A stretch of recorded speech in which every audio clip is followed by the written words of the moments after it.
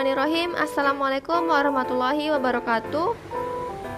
Salam sejahtera bagi kita semua. Kami berterima kasih atas bantuan dan kesempatan kesehatan yang diberikan Allah Subhanahu wa Ta'ala kepada kami, sehingga kami dapat melaksanakan presentasi dari tugas kami walaupun secara daring. Pada kesempatan ini kami akan menyampaikan materi presentasi berjudul Kebijakan Ekonomi yang Bertentangan dengan Nilai-Nilai Pancasila.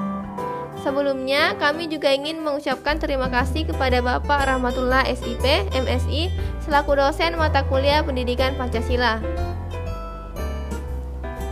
Sebelum lanjut ke materi, ada baiknya kami memperkenalkan diri terlebih dahulu.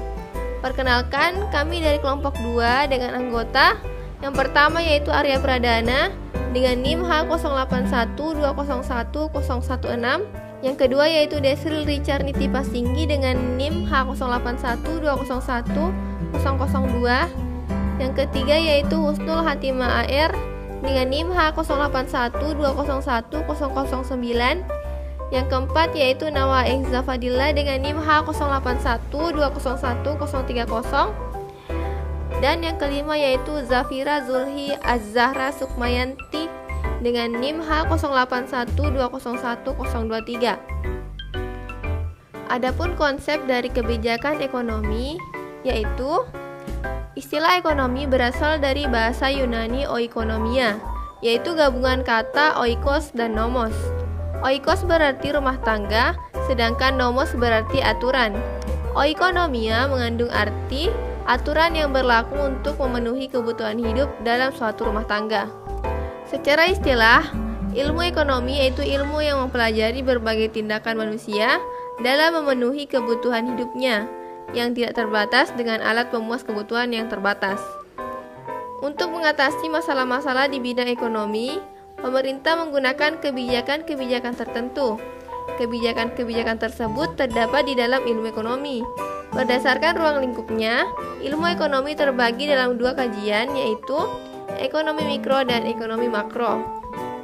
Ekonomi mikro adalah bagian dari ilmu ekonomi yang menganalisa bagian-bagian kecil dari keseluruhan kegiatan perekonomian dalam lingkup kecil, seperti harga, biaya produksi, perilaku produsen, perilaku konsumen, permintaan, penawaran, teori produksi, elastisitas, dan lain-lain. Sedangkan ekonomi makro adalah bagian dari ilmu ekonomi yang menganalisis kegiatan perekonomian secara keseluruhan dalam lingkup luas seperti inflasi, pendapatan nasional, kesempatan kerja, pengangguran, kebijakan fiskal, kebijakan moneter, neraca pembayaran, investasi, dan lain-lain. Baik, kita melangkah ke slide yang selanjutnya yaitu realita. Dalam realita penerapan kebijakan ekonomi, ada beberapa dari kebijakan-kebijakan tersebut yang bertentangan dengan nilai-nilai Pancasila. Beberapa di antaranya ialah sebagai berikut. Yang pertama, kebijakan pemerintah mengenai dana bantuan. Peraturan Menteri Desa, Pembangunan Daerah Tertinggal dan Transmigrasi nomor 6 tahun 2020 pasal 1 angka 28 yang berbunyi bantuan langsung tunai desa atau dana desa yang selanjutnya disebut BLT dana desa adalah bantuan untuk penduduk miskin yang bersumber dari dana desa. Dalam situasi pandemi COVID-19 ini, keadaan ekonomi masyarakat memang cukup memprihatinkan, terutama bagi mereka yang terkena dampak pemutusan hubungan kerja atau PHK dari perusahaan karena kurangnya produksi dan daya konsumsi masyarakat di masa pandemi ini. Bantuan seperti BLT dana desa, program keluarga harapan atau PKH, dan kartu prakerja memang sangat dibutuhkan bagi mereka yang membutuhkan. Namun ada beberapa permasalahan yang dihadapi, yakni tidak meratanya pembagian dana bantuan ini. Ada juga beberapa oknum masyarakat yang menerima lebih dari satu jenis bantuan yang disebutkan tadi, di mana hal ini tidak boleh terjadi agar masyarakat yang lainnya juga dapat merasakan bantuan tersebut. Masalah lain yang timbul ialah penerima yang tidak tercatat dalam Data Terpadu Kesejahteraan Sosial atau DTKS. Tentunya hal-hal seperti ini tidak berkenaan dengan sila kelima Pancasila, yaitu keadilan sosial bagi seluruh rakyat Indonesia. Yang kedua yaitu kebijakan pemerintah dalam menaikkan harga BBM. Undang-Undang Nomor 12 Tahun 2014 tentang APBN Pasal 14 Ayat 3. Pasal ini mensyaratkan mengenai kenaikan harga BBM mesti merujuk pada harga minyak mentah dunia. Ayat ini memang telah dihapus sekarang, namun hal mengenai kenaikan harga BBM yang tidak sesuai dengan harga minyak dunia pernah terjadi pada tahun 2014.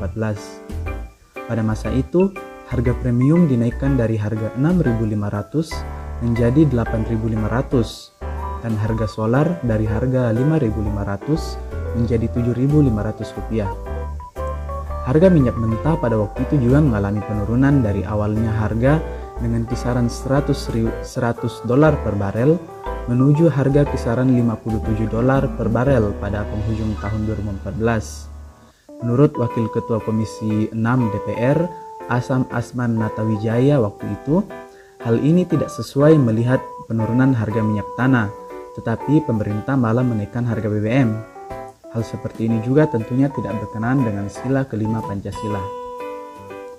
Yang ketiga yaitu kebijakan pemerintah dalam mengimpor beras. Kebijakan pemerintah dalam mengimpor beras seperti yang kita ketahui, beras merupakan bahan pangan pokok bagi masyarakat Indonesia. Beras menjadi salah satu makanan wajib bagi orang Indonesia. Orang Indonesia mengatakan belum kenyang kalau belum makan nasi. Ada begitu banyak lahan di Indonesia yang dijadikan sebagai lahan untuk menanam dan mengolah padi untuk kemudian dijadikan beras. Indonesia bahkan sempat mendapat gelar sebagai lumbung padi.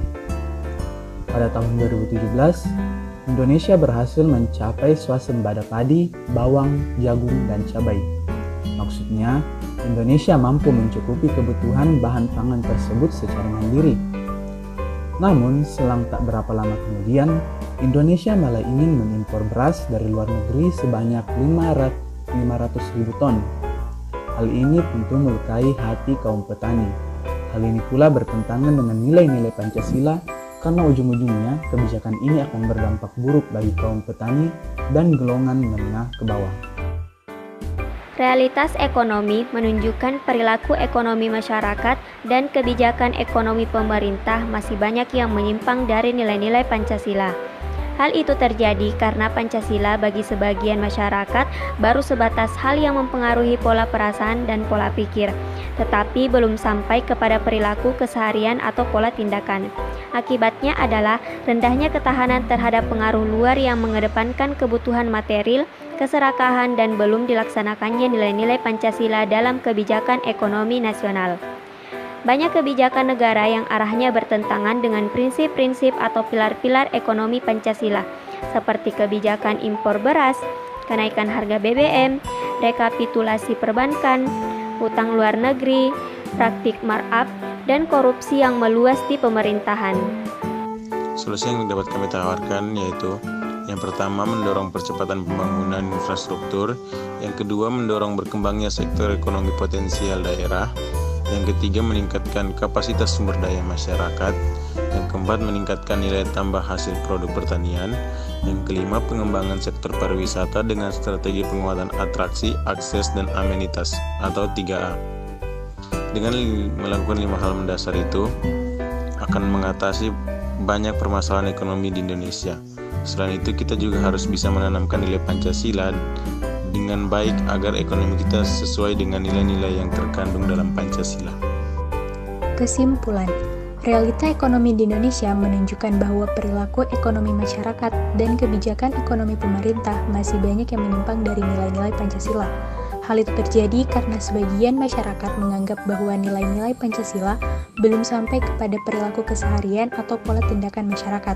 Kebijakan impor beras, kenaikan harga BBM, bantuan langsung tunai, dan praktik markup merupakan kebijakan negara yang bertentangan dengan nilai-nilai sila Pancasila, terutama sila kelima. Kebijakan tersebut dapat mengakibatkan terhambatnya pembangunan nasional, terjadinya kesenjangan sosial secara berkepanjangan, dan rendahnya ketahanan terhadap pengaruh luar. Masyarakat seharusnya membangun kesadaran dalam pelaksanaan nilai-nilai Pancasila dan berperan sebagai pelaksana dalam meningkatkan kualitas SDM, dengan tujuan menciptakan kebijakan-kebijakan pemerintah yang selalu mengacu pada Pancasila demi pembangunan nasional. Baik, itulah tadi presentasi dari kelompok kami. Lebih dan kurangnya mohon dimaafkan. Terima kasih. Wassalamualaikum warahmatullahi wabarakatuh.